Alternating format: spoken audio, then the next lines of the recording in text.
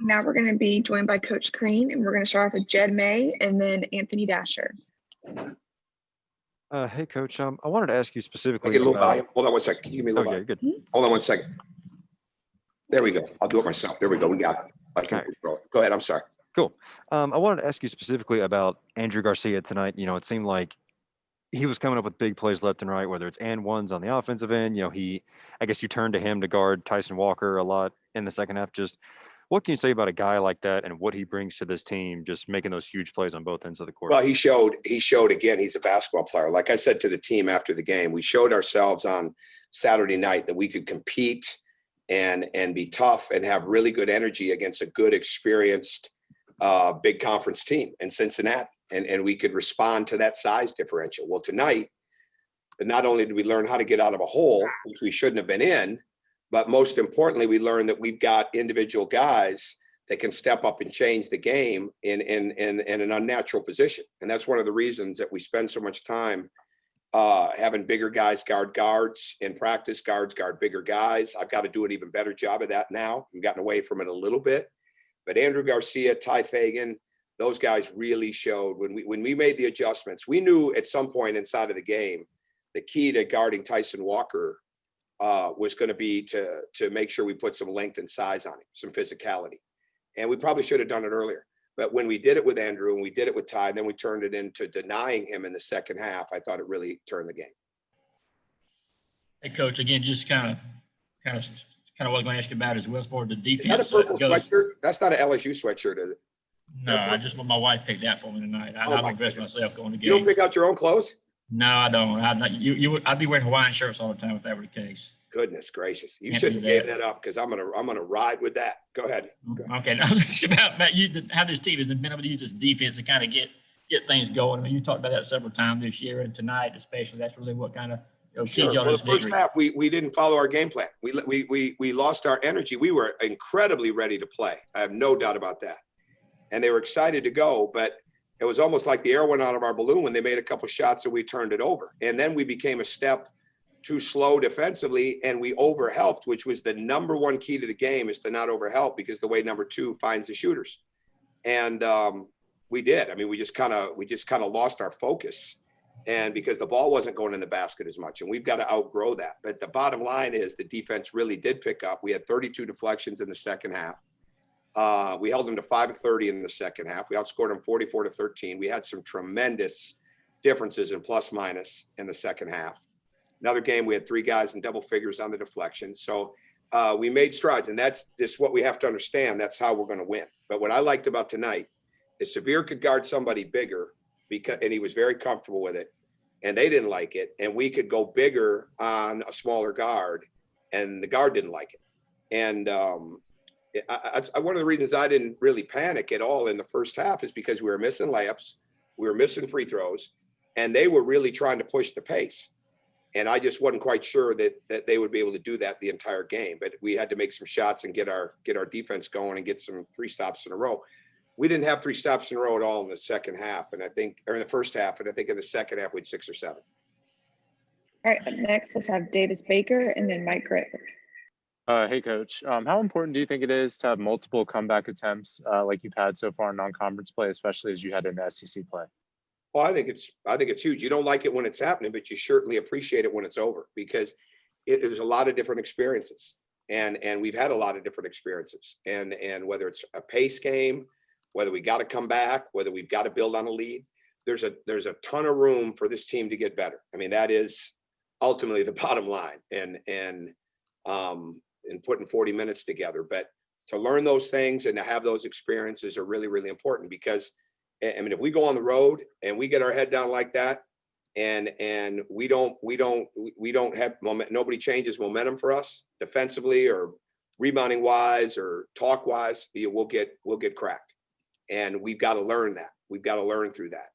But to come back tonight, the way we came back with the defense and the rebounding, and then the fact that they had 15 points off our turnovers in the first half, and in the second half they only got 3. That is as big a stat as there is in the game for us.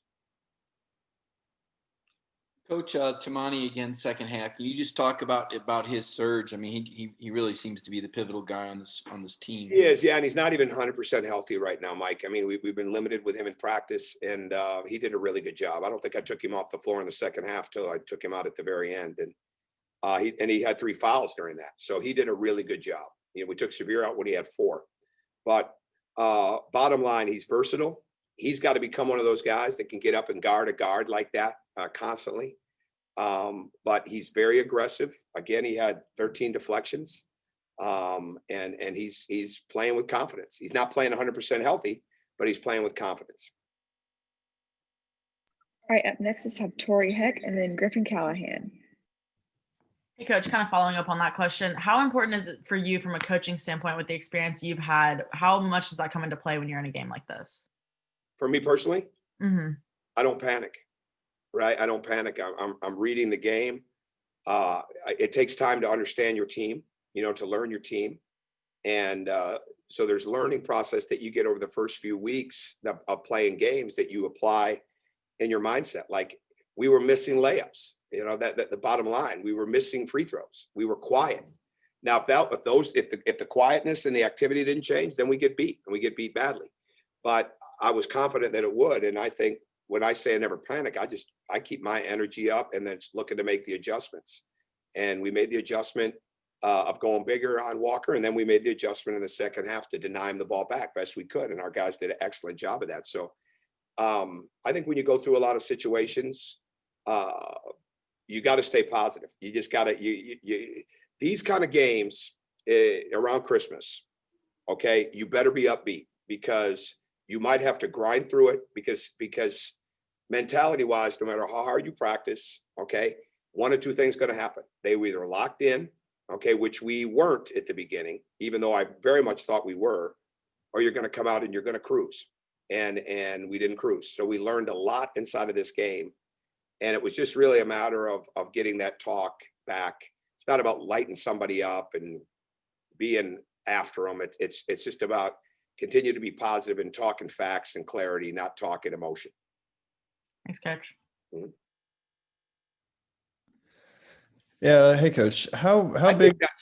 think that sweater he's wearing is purple. I think that's an LSU color. I just think a little bit. I really do. Can I see that again, Anthony? Can we put Anthony Dasher up there again? I swear that thing is purple. Anthony, will you say something? Purple is a Christmas color, I thought. I mean, am I wrong about that? It looks purple. That looks purple. But It is that's purple. okay. It is purple. It is purple. Yeah, it is purple. It looks LSU to me. Okay, but that's okay. No. That's okay. My brother-in-law went there, but that's a different story. That's okay. I'm kidding. Go ahead. Hey, Coach. How big of a factor do you think? Griffin might have on purple too, but I can't see him, so he could have a purple one on too. But go ahead, Griffin. Yeah, no purple. Sorry about that. How big of a factor do you think that foul trouble was for you tonight with Xavier and Tumani? And then how big of a factor do you think it was in the comeback when Walker got his 4th foul? Oh, getting him his 4th foul was huge. It was absolutely huge, and we got him on the post up, which was big. So no, there's no doubt, and he still played 33 minutes. So I don't want to 33 and a half minutes. I don't want to look at it and say that was the difference in the game. But him being out, we were already making our run when he went out, and we were able to build on it. I think the fact the way Justin Carr played, like without Michael Starks available right now, the bottom line for us is we cannot have Justin and Severe off the court at the same time, even though they're both starters. So there's going to be extended minutes, and Severe had more extended minutes off the floor because of the 4th foul. And we were playing time and score in that situation. And because you always have to prepare like you're going to need that guy at the end of the game. So you don't want to put him in too early. But I think it's crucial that we were able to overcome the foul issues, that they didn't become tougher. We wanted to keep them, especially Walker, off the foul line. That was a big deal. He was 0 of 1. I think he had 33 free throws in 4 games coming into the game. So keeping him off the line was another key to this game. But we made our adjustments, and we were able to work through the fouls. All right, and last question will be Palmer Thames. No purple over here, Coach. I see that. You look like you're back where I'm from in Michigan with that. It was 55 degrees today. People were in shorts. Is it that cold in your house? I'm home, Coach. Okay.